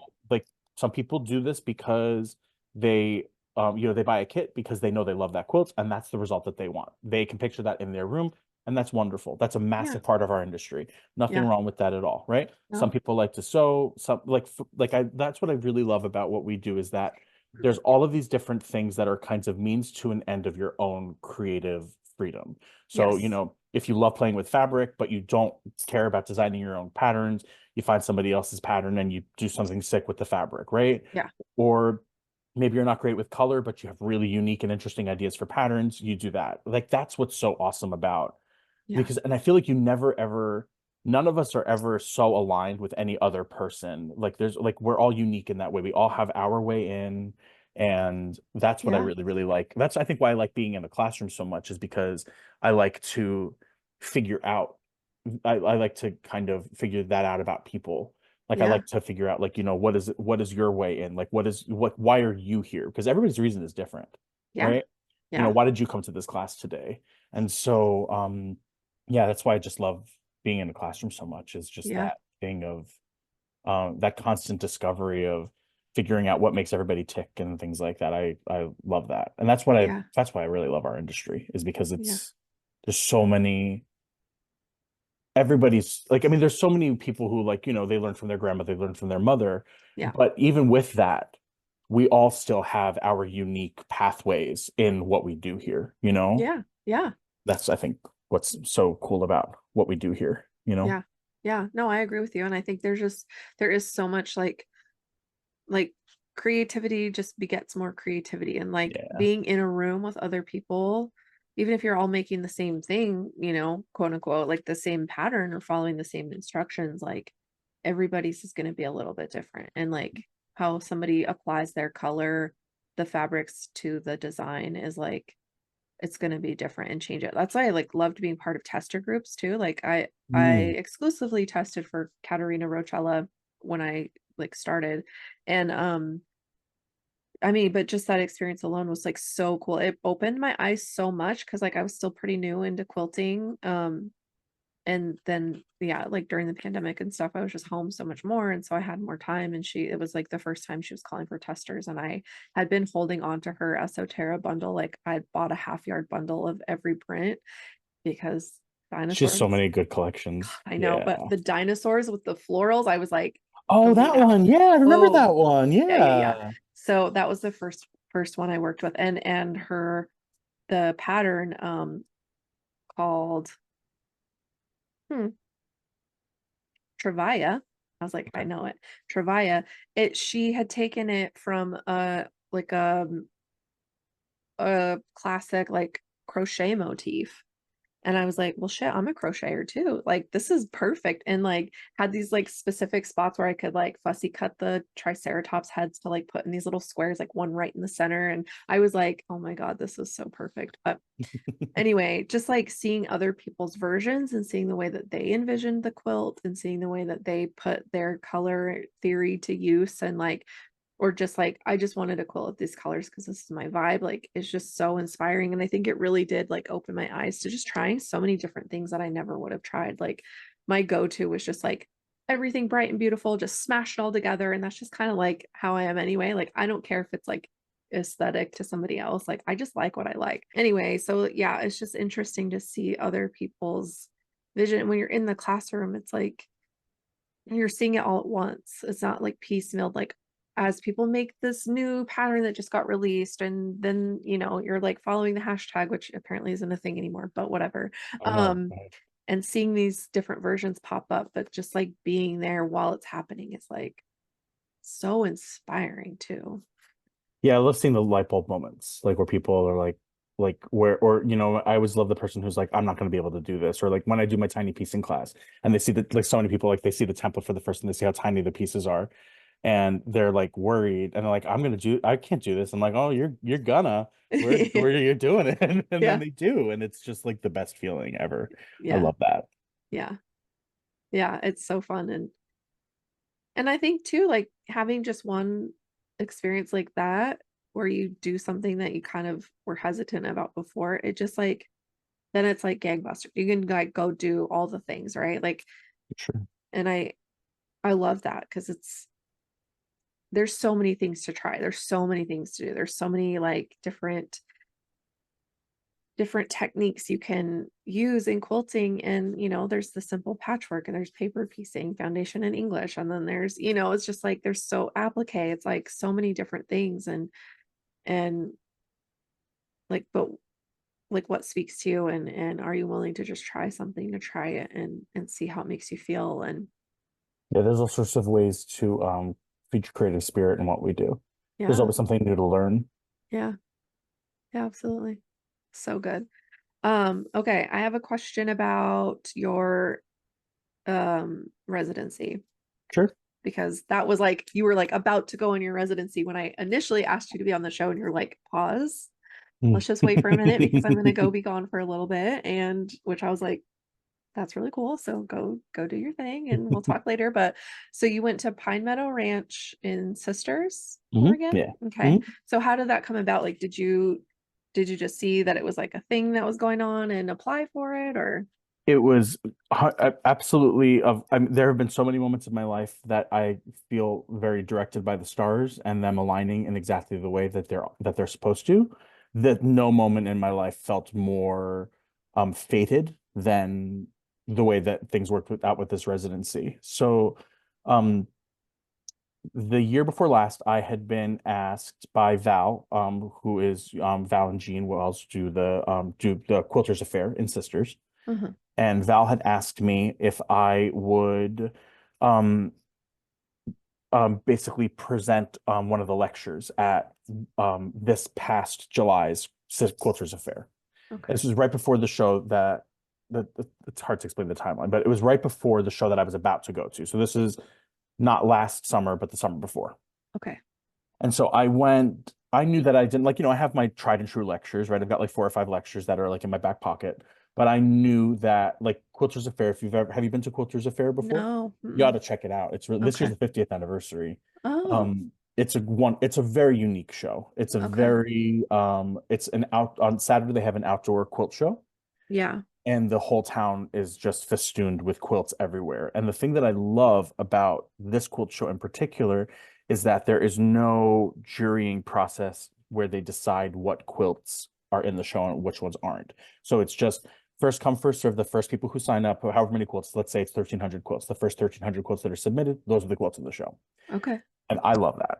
I Yeah. love because I think that the only real it's like it feels like a very fair representation of what we do, right? You Yeah. have like quilts that are quilted by master quilters and master long armors next to people who've been quilting for a year and a half. And that brings me, it just fills me with joy. I love seeing all like everybody and anybody, like as long as you're there by the deadline, you're in the show. I love that. Yeah. Yeah. And so the show holds a very special place in my heart, and they have a big, huge teaching component with it, where for the week leading up to the show on Saturday, Hmm. it's just and national, international teachers come in and they take over the school, and there's just hundreds of thousands of students who come to take classes, Okay. and it is a very special and unique event. And so I knew when Val had asked me to do a lecture for last summer, whatever, I knew I wanted to do something different. I knew I wanted to do something that I hadn't done before. And I've always been super inspired by sisters. That was my third year there, I think, at that point, or maybe my second. But I just really wanted to do something special. Hmm. And so I went into the show that year thinking, what can you do? Like soak in the energy of this place, which is kind of it's hard not to when you're in that Hmm. town. It's a very special place. And figure out what you could do that's different. Like I wanted to do a lecture that was one time and that's it. Hmm. And so I was just kind of like I always go for walks in the evenings and stuff like that in the town. It's a very beautiful, quiet town. And I was just kind of searching for what that could be, what that lecture could be. And in that process, I sat down with they have like special fundraisers in the evenings, and this one particular night was a storytelling fundraiser. And um a gal named Kathy Deggendorfer, who is the founder of the Roundhouse Foundation and who is the helm of the Pine Meadow Ranch. Hmm. I happened to sit next to Kathy and one of the artists in residence named Mercedes. They happened to be there that night for this lecture. And so we just sat down happenstance and did the presentation. We all got up and like had like 2 minutes to like show a piece of work that we'd made. And afterwards I exchanged a few brief words with Kathy and with Mercedes. I was like, what are you doing here? What are you up to? They told me about the residency and stuff like that. Very, very brief, very fleeting. Hmm. And we said our goodbyes. I went to go meet up with one of my friends at there's not a ton of places to go get drinks in that town, but I went to go Sure. meet them there. Hmm. And they had left already. So I happened to, but when I got there, Kathy and Mercedes happened to be sitting there and having some dinner. And I was like, oh, hey, nice to see you again, and Yeah. they were like, I said, my friends ditched me. So, and they Yeah. said, well, why don't you join us? And so I sat down with them. And um, when we were talking about the resident, I was asking Mercedes lots of questions about her work and what it was that she does. She does lots of really interesting stuff with um with combining quilting cottons Okay. with native beading techniques and things like that. Extraordinarily beautiful work, unbelievably Wow. beautiful. And so she was there exploring, it was during her residency. And so we were just talking, and I was kind of, I hear artist residency, and I'm thinking of Steve, my partner, who's an artist. And so I was Yeah. asking questions about it for him. Hmm. And sometimes I'm a little too dense for my own good, where I don't realize, like, it's like when I went to Andover and didn't realize that it was a working interview. Like, I get like tunnel vision for what I'm curious about, and I don't actually think that, I don't know. And I don't know what I think. Anyway, at the end of the conversation, I was like, I might have, Steve like look into, applying here. And she said, that's great. He absolutely should. She said, but I actually think that you would be a good fit for a residency. And so I was like, oh, really? Like, that's just not something, like, I don't consider myself an artist. I consider myself a designer. I wear that label really, really proudly. And Sure. so it's just not something that really entered into my mind. But she said that, and it just like kind of, we said goodbye. I got her contact info, and I was walking back to the hotel, and I had never really considered just like taking a month off of work to just go somewhere and just only work on creative pursuits and not have, especially not because that's the thing, like once I left Andover, you really start to feel like I have to monetize everything I do. Right. and Yeah. and like that is not that's not a super driving force for me. I'm not a big money guy. Like, I don't, No.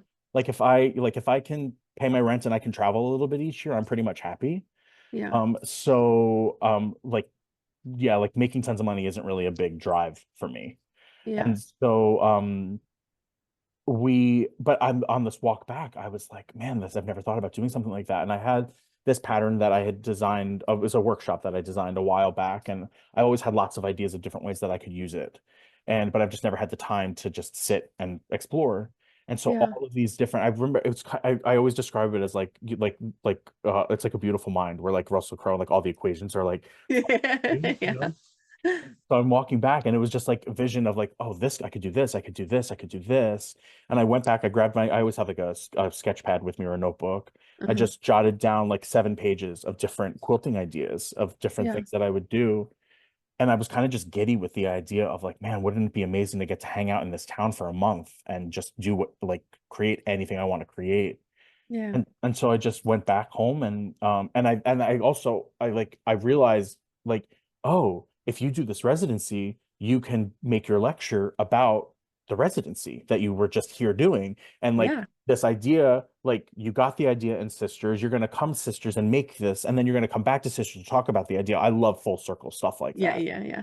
And so I was just like, this could be really, really cool. And I applied. I had like the interview process was really fun, and I really loved talking with the different people that I interviewed with. And I got the residency, and I basically just, it was a weird thing to plan for 2024, because it was like I was planning the year around this hope, right? And so like I Yeah. couldn't book anything in that time. I couldn't book anything, whatever.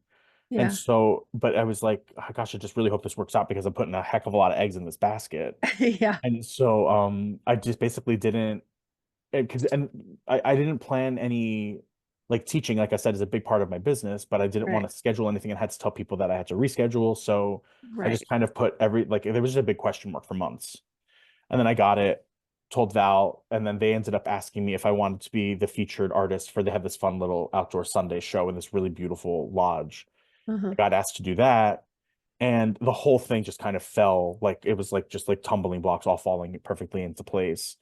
And so that was really it. I went to the residency. I was there for a month, and um it was the most amazing thing in the world to just wake up every day with no agenda but making the things that I wanted to make.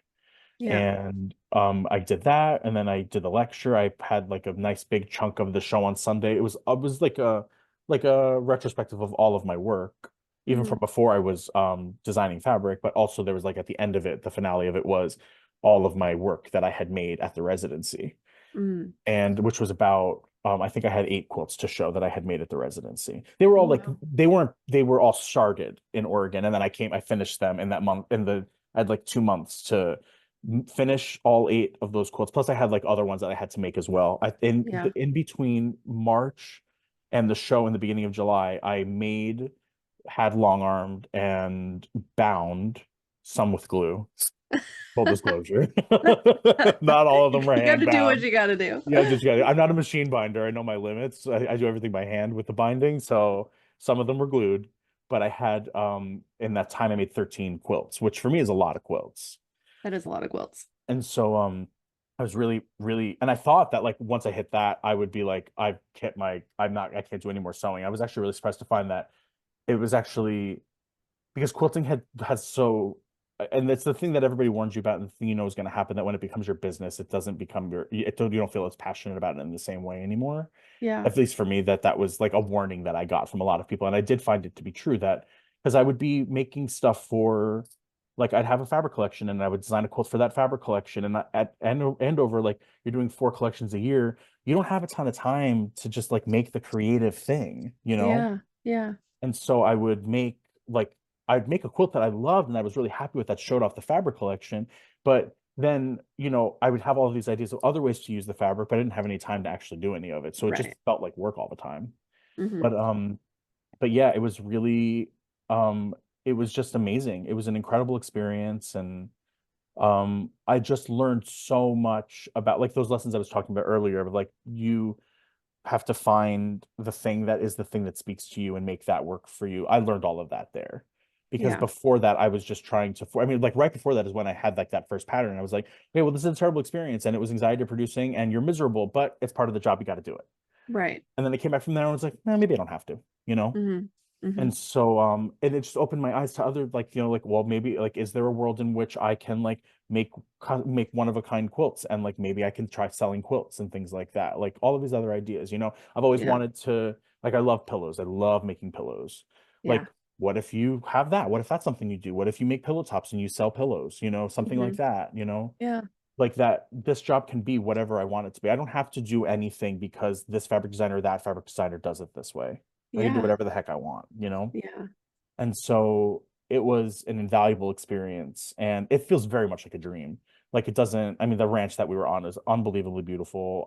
My best friend that I left there with was a donkey, and her name was Juanita, and she was a dream. She was an angel, and I loved her. And we were supposed to Oh. feed her carrots, and I fed her carrots every day anyway. Oh my God. And it was just such a it was just I'm not entirely convinced it actually happened, but it was just really, it was magic. It was Yeah. true, true creative magic. And then to get to go back in July and have everything hanging in the town where it all started, and to get to talk about it and to have people show up to listen to me talk about it, it was just it was so fulfilling.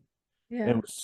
It just filled my bucket of hope and love and passion on all of that just to the brim. And Yeah. so yeah, it was a really exhausting year, but exhausting in just the best, like that, like it's really hard to wipe a smile off of your face. Yeah. Yeah, Yeah. it was special. That's so cool. That's so Yeah. cool.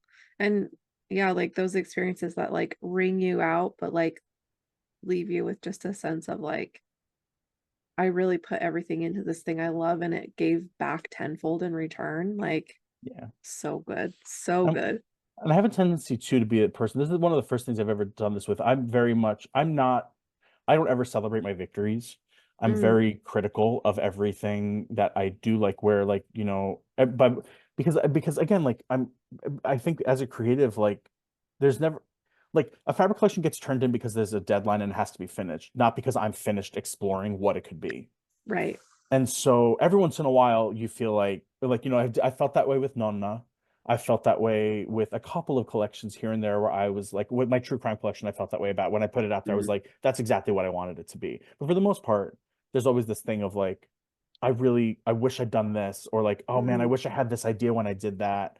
And so I right. don't spend a ton of time feeling great about what I've done. Okay. And I usually have like with this residency, initially my reaction to it was I didn't do nearly as much as I wanted to do, Mm, and I felt really sad about that. Not because I didn't waste a single day. I was in the studio sewing every single day, but, right. but I still, like, I went in with an expectation of what I thought I was going to leave with. And when Uh-huh. that expectation didn't meet the reality, I was down on myself about it. And it wasn't until I was there in July showing the stuff, looking at it and still having that feeling, Uh-huh. but looking at it and going, that's really stupid. Like, that's dumb. Like, you worked really, really hard. And like, you have a choice right now. You can choose to let this fill you to the brim, Yeah. or you can choose to listen to the voice that goes, I wish I'd done this, or I wish I'd done this. And Right. I felt really proud. The thing that I felt the most proud of myself was telling that voice to shut the heck up, Yeah. because I'm really listened to him a lot. Yeah. And so it felt really good to just kind of flick him off of my shoulder Mm-hmm. and be like, you know what, we're focusing on the good, because like it would feel so, people had such nice positive things to say. And Yeah. so if I went into that feeling like listening to him, listening to that Uh-huh. negative nagging, then it's kind of disingenuous to these people who are having really nice positive organic reactions to what I've shared with them.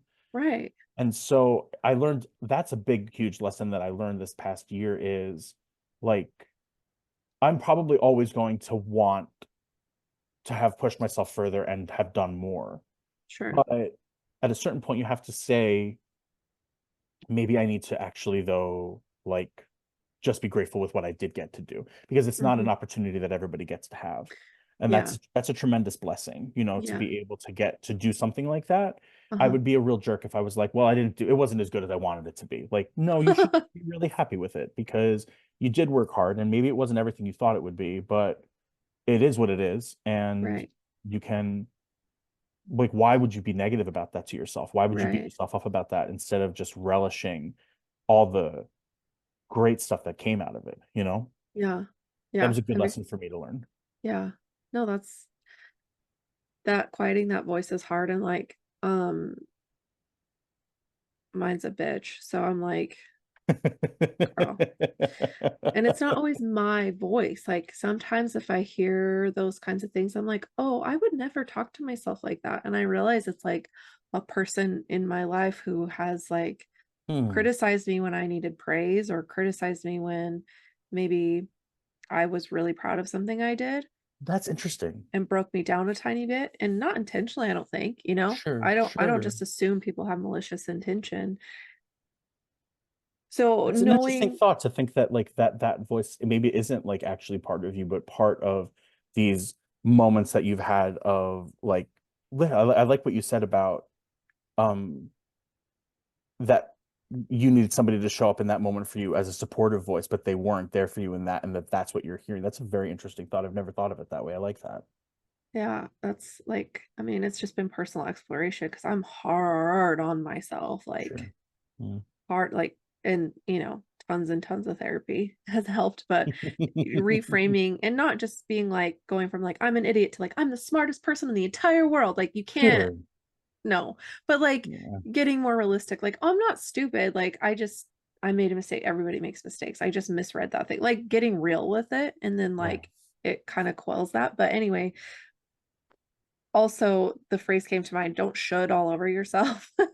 Don't what all over Don't yourself? should, like, should Oh feel this, or I should yeah. feel that, or I should think this, like, don't should all over yourself, because I think when we put that Mhm. pressure on ourselves, like, "Well, I should feel a certain way," it takes away from the joy of the experience, the gratitude and the idea that, like, you got to do something really cool, or you got to make something that you always wanted to make, and yeah, we all have expectations of everything, right? Of Mhm. people, of experiences, of just our lives in general.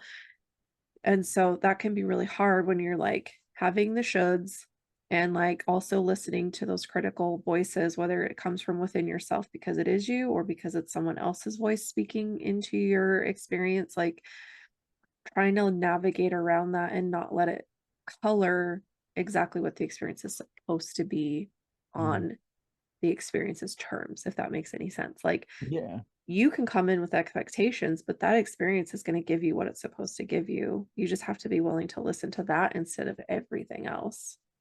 Yeah, on the first day that we were there at the residency, we had like a sit down with Kathy, and I tried really, really hard to um make my time there, like to devote all of my energy to just being there. So like I tried to tie up all of my loose ends for like all of my teaching stuff and all that stuff. Like I told everybody I can't talk to you between these two dates. So like Yeah. anything, we have to take care of all of this. And some of my professional connections were more receptive to that than others. And I had had a really difficult conversation with somebody that morning Mm, who was not respecting that boundary. I was like literally like this is like the first day at this residency. And so I'm like all excited. And then I had a really hard conversation about something mm, um that was really affecting me negatively. yeah. And I was bringing all of that kind of cruddy energy into this first meeting with me and the other residents and the people who worked at the ranch. And Yeah. um, I was sitting there and I kind of was already felt like I was deciding that like this is pointless. This next month is like there's no way I'm going to be able to shut off the way that I Mm, want to, you know. And mhm. anyway, in that we were having this conversation and it was Kathy who had mentioned like it's kind of I think it goes along with what you were just saying. Like she's like because I went with like I said, I sketched all these ideas. I went with a list of quotes that I wanted to make. Right. And then Kathy said, you know, I told her that and I was excited about that. I was proud of that, that I had all of these ideas. And I was just thinking of this as a place to manufacture the ideas that I had in my head. And Yeah. she was like, that's not what this is for. She said, this is a place for you to, like, you need to take the place in. You need to listen to Mhm. what the place is telling you. You have to, she said, like, that's great that you have done all of that work beforehand, but the whole point of it is for you to see what you discover when you Mhm. have nothing but this. Right. And so I realized I was like, okay, I actually really have to draw a hard line in the sand and really just be here. And so, you know, and I Yeah. did. I like all of the like there were other attempts to have conversations and stuff like that. And I was like, nope, talk to you in a month.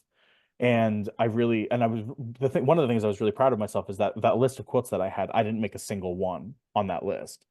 I Mm, made it was all just other stuff that I kind of discovered in the moment. And I'm so happy it did because I don't think I would have what I had I just, you know, and there's still ideas that I have that I want to explore. But sure. but yeah, the like just expectation and like just like do just it sometimes expectations serve you, but a lot of times they don't. Yeah. And so to just kind of be able to just focus for a while on just that was yeah, it was Yeah. incredible. I've had never had felt more gratitude in my life than I did the past year. Yeah. That's incredible.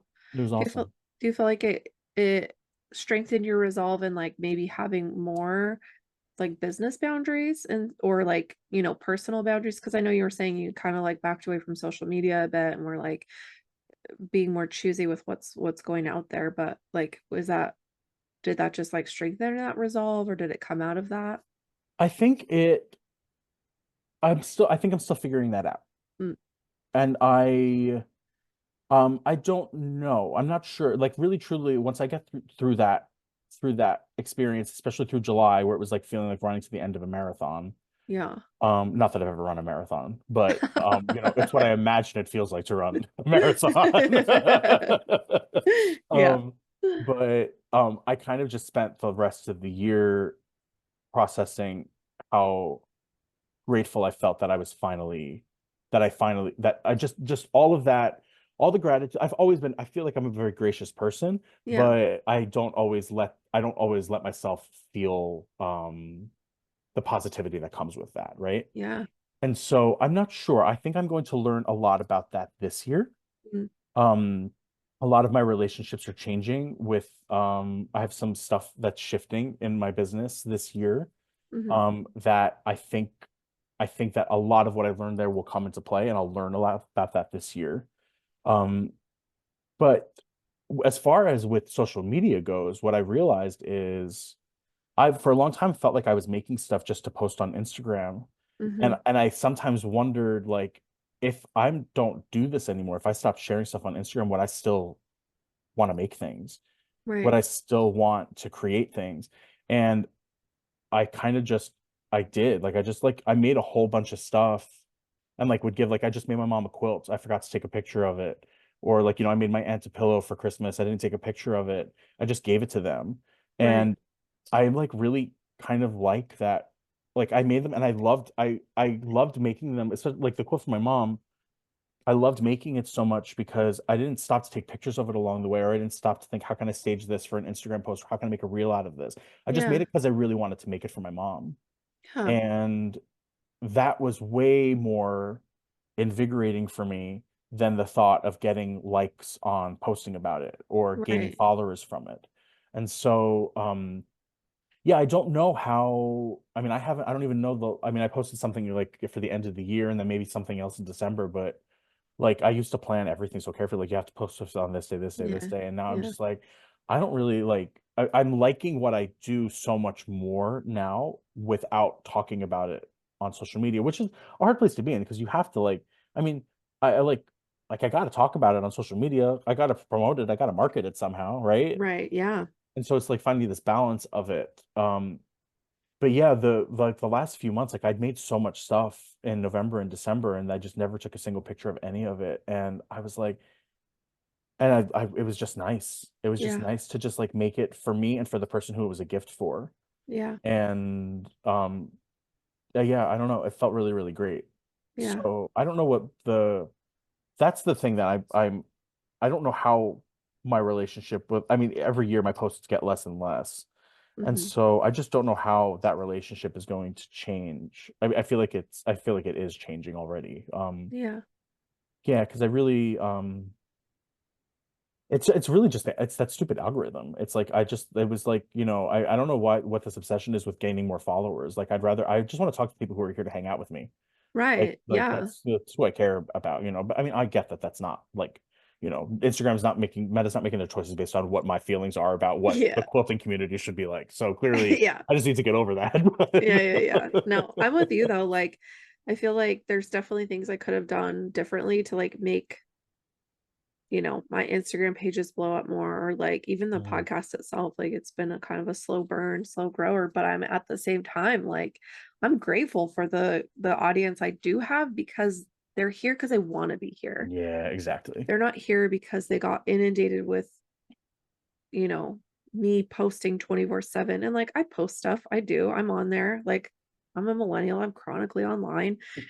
And but I think the times I've enjoyed making more, or yeah, like we said, just when I'm just making to make and I'm not stopping to take pictures of every little step or like trying to get an aesthetic shot of it, like Right. because that pulls you out of the flow, right? It pulls you out of the experience of making that thing. And when you can just make something because you want to and it's on your own terms and you're not doing it for likes and subscribes and whatever, like yeah, like I'm with you. It's a hard space because like I mean, you have a business and like in this day and age, you got to be online to make your Yeah. business work. And at the same time, like how do I keep some of this for myself and like make it so I don't have to share everything with everybody, and because I don't always want to, And so I love that. And then, that quilt gets to be between you and your mom, and that pillow gets to be between you and you made it for your My aunt, you aunt. said? Yeah. Yeah, like that gets to be between the two of you. It's not like, oh, I made this and there's like 75 posts on Instagram about it and like Right. that's just theirs. Well, the And stuff I made at the residency, I have not like I've shared like little snippets of it here and there, yeah, I was but gonna say you didn't. I haven't posted any pictures of any of them, and I don't Yeah, really like. I want part of me, a big part of me, really wants to because I worked with long armors yeah, who did really beautiful work, yeah, and I really want to share that with the. I want to share that, and I will do that, sure. but like it just didn't like. It used to feel so organic when I'd share stuff. It used to feel like I have this like tremendous drive to want to do it. And it just didn't Yeah, feel like that. But I like again, it's like this thing of like, well, I worked with really talented people to make those things, and I want people to see that. right. But um, but the other part of me, the part of me that made the quilts is like I kind of like that that's between me and the people who came to the show and the little pictures that you've seen here and there. Like I Right. like that it lives in that space. I like that it's a memory. Like we're going I'm hoping that this year we're going to go to Japan for my 40th. And Woo! I'm super stoked about it. Yeah. Yeah. And I keep thinking like Steve and I've been talking about it, and he bought me a Polaroid camera for Christmas. And I kind of want to just, I don't think I want to take, like, I'm going to have my phone, obviously, we're going to need our phones, but Right. he and I've been saying, like, I don't think we should take pictures on our phones. He said, I think we should get a couple disposable cameras and the Polaroid, and we Yeah. should take pictures like we used to, so that when we're taking pictures, they're meaningful. Like, we're Right. not like driving past, Mount Fuji and just going snap, snap, snap, snap, snap, looking and making sure the frame on the thing is perfect so that we miss Mount Fuji. Right. So, we're not actually looking at it because we're looking at it through a screen. Like, I've looked at Mount Fuji through a screen for years in planning this trip. I don't Right. want it to actually happen while I'm there. And so Right. that thought of just like maybe that's what we should do, is just bring these, like, physical media things with us and only use those to photograph the moments. Because Right. like I said about that the residency thing, like I didn't I was gonna document every single day of my residency so that you could see what it was all about. And then the moment that I was there, I was like, you know what? I've shared a lot of everything I do. Like, I don't feel the need to do this. I want this to Right. be for me. That's the whole Right. point. It's for me to come here and it's mine right Yeah. now. Yeah. And so it's been it's felt really good to be like selfish in that way of not feeling the need to share every little thing, because I really feel like a big part of why the past year was so meaningful to me is because I didn't put it out into the world for other people to look at and judge and think about. It was Right. mine. Yeah. And um as a result, creatively speaking, I think it was one of the most meaningful years, not just of my quilting life, but of my life in general. Yeah. Because I just put my phone away and I was just Yeah. in all those moments. And yeah, I'm not eager to give that up. I really feel like I grew a lot as a person, not putting any value in, like, how many followers I gained today. Not that it was Right. ever anything I was ever super upset. I never really cared about that, you know. But it's Right. not like I was never really Mm. doing the work to try to get followers or Mm. anything like that. It's just like, it was whatever. If, like, I think my number's been the same for like 9 months now. I don't, who cares? You Yeah. know? Yeah. Right. Yeah. Yeah. It's like nice when people find you and it's like, okay, cool. Thank you so much for being here. But at the same time, it's like you're still going to keep doing what you're doing regardless Yeah. of what that number looks like. And so I think that's cool when you can dig into the heart of what you're doing and like understand why you're doing your why, like why you're Mhm. doing what you're doing, and like if it's feeding you to do things a certain way and not fall into the like, oh, I got to feed the algorithm. Yeah. I feel like that becomes more meaningful and it becomes more genuine. And so then when you do gain more followers, when you do post and you get likes and whatever, like it, I think it comes from a more like genuine and deeply like understanding place, like a person understanding that you are a person too. You're not just like another image to click like on. Like Right. that appreciation is there for real, because what you're posting is so selective and what you're choosing to share is so selective. It's not like here's every moment of every day of my entire life, and Right. taking things through. I think that's like such an interesting thing too. Like, yeah, in this space where so many people are posting everything, which is fine. Like do what you got to do, You do. Yeah, for sure. but then like to like kind of close off a little more and take your creativity and take your art back from sharing publicly and keep it for yourself, like keep it close to your chest, is a gift. Because I think we, at least for me, I kind of start to feel like I'm losing bits of that if I'm like trying to share more. Like the more I try to share, the more I feel like it's not about what I want to do or what I like you say, just making things to post, to be able to post or to be able to make a TikTok or to be able to make a reel. It's like I what am I doing? What am I Yeah. doing? Why am I doing this? Yeah, Yeah, yeah, yeah. absolutely.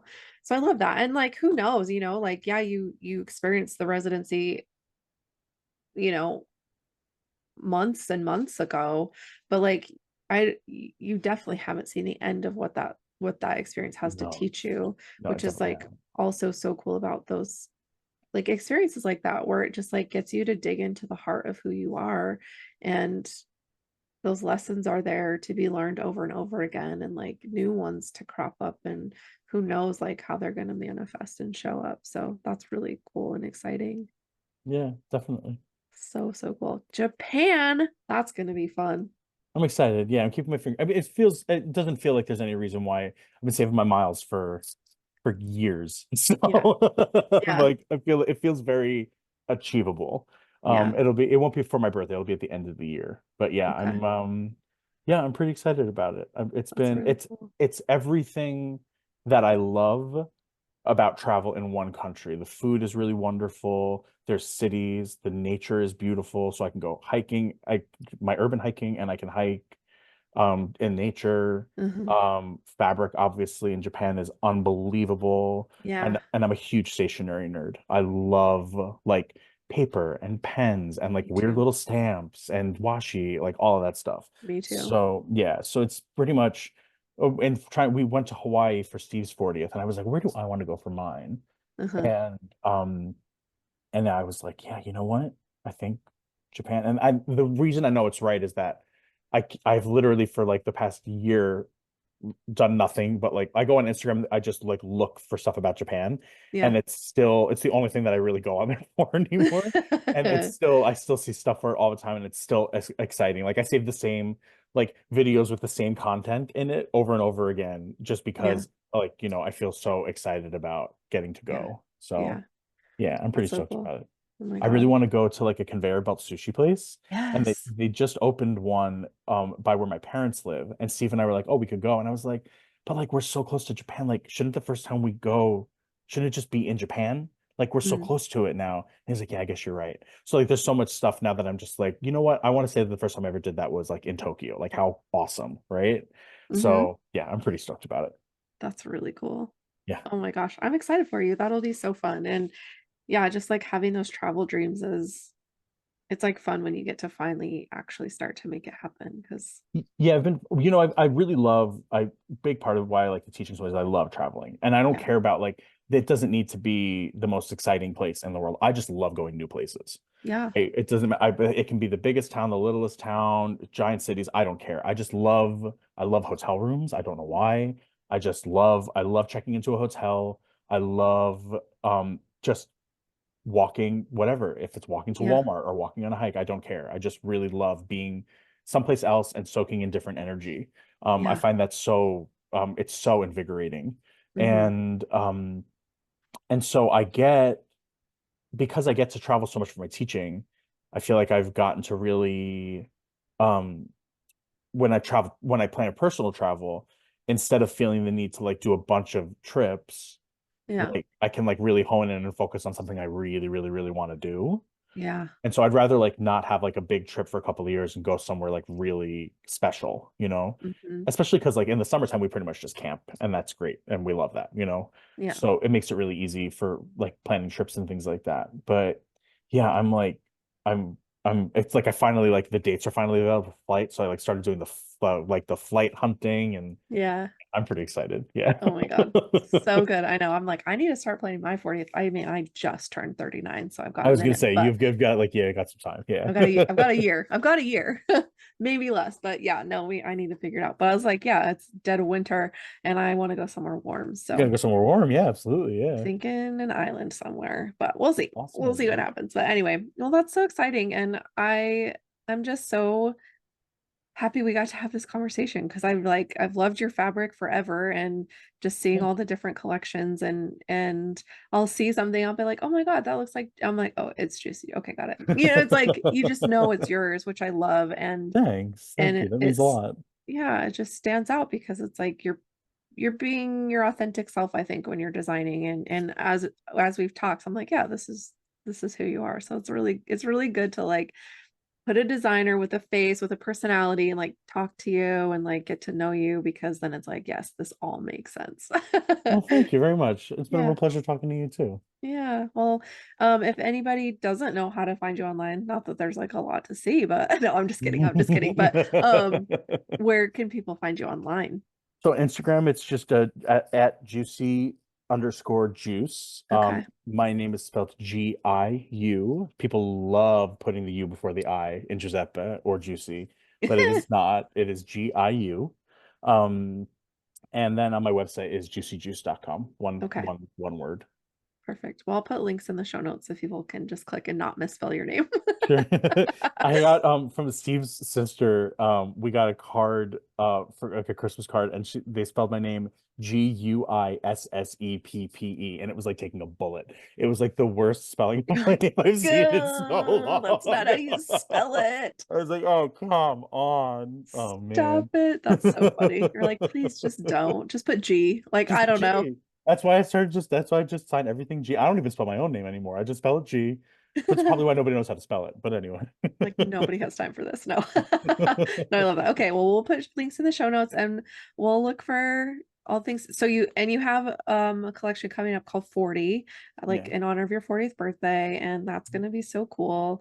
And you have your mini alphabet um stuff going on with Alison Glass, like Hmm. that came out. So there's stuff for people to do and see.